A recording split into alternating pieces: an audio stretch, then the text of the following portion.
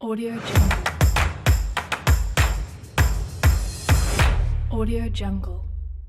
Pertandingan kualifikasi babak ketiga Piala Dunia 2026, grup C semakin memanas.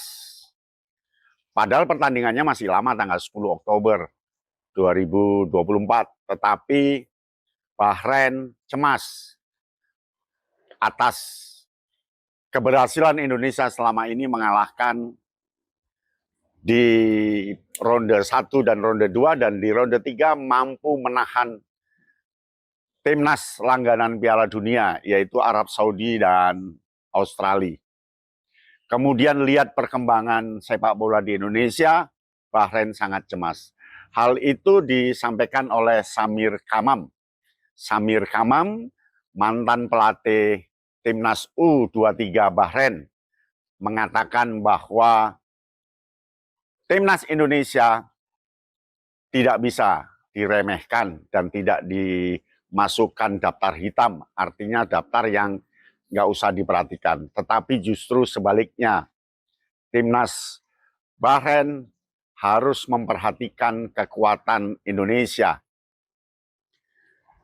Ini permainan tim, Indonesia bermain secara tim, tidak bisa meremehkan timnas Indonesia dan tidak boleh memperhatikan individu-individu karena bola itu semakin berkembang. Itu yang disampaikan oleh Samir Kamam, dilansir dari berita tv1news.com. Betapa tidak, karena Bahrain selama ini meremehkan Indonesia. Mengapa pada tahun 2014 pernah mengalahkan Indonesia 10-0. Dan Indonesia kalah telak 10-0 di Bahrain. Jadi kita tamu yang pulang dengan rasa malu menunduk dengan 10-0. Tapi itu dulu. Sekarang timnas Indonesia sudah kepalang basah. Lolos ronde 1, lolos ronde 2, dan sekarang berada di babak ketiga, ronde ketiga. Tentu Indonesia sudah kepalang basah. Mau tidak mau dan harus fighter, semangat Nusantara, semangat Indonesia harus dijalankan. Oleh karena itu, Sintayong akan berpikir keras menyusun strategi dan akan menambah amunisi baru. PSSI juga berusaha keras menambah amunisi baru karena pendaftaran untuk komposisi pemain baru itu tanggal 20 sampai 24 September ini. Nah, tentu 4 hari ini peluang untuk nambah pemain akan dilakukan oleh timnas Indonesia. Mengapa? Karena pemain depan perlu ditambah amunisi baru, pemain tengah perlu ditambah amunisi baru, dan belakang sudah bagus karena ada Martin Paes di sana.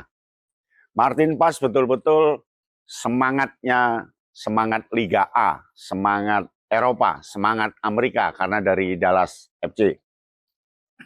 Tentu ini harus dikelola dengan bagus dan Indonesia memberikan dorongan sepenuhnya. Jangan berbicara apakah itu naturalisasi atau tidak, tetapi bicaralah bahwa itu aset Indonesia dan dia punya darah daging Indonesia. Mengapa tidak? Karena diaspora pasti terjadi dalam setiap negara, terutama negara yang tumbuh berkembang dan maju. Sehingga banyak warga Indonesia yang ada di negara-negara lain dan dia punya hak untuk membantu Indonesia. Siapa dua pemain itu? Dua pemain itu adalah Mes Hilgers dan Eliano Reisders.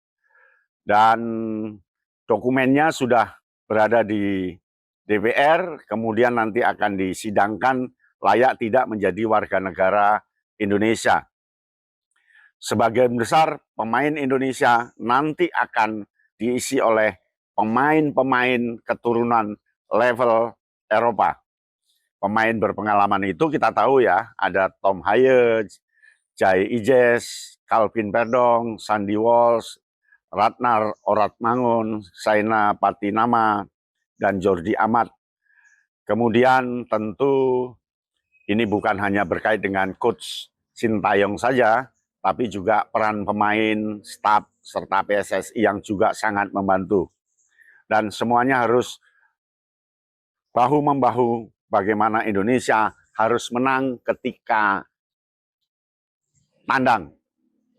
Tanggal 10 tandang ke Bahrain, tanggal 15 tandang ke Cina, dan harus memetik poin. Kalau ingin lolos, minimal 15 poin untuk Indonesia, pasti akan lolos. Demikian, salam olahraga Kayan Bintang. Audio Jungle. Audio Jungle.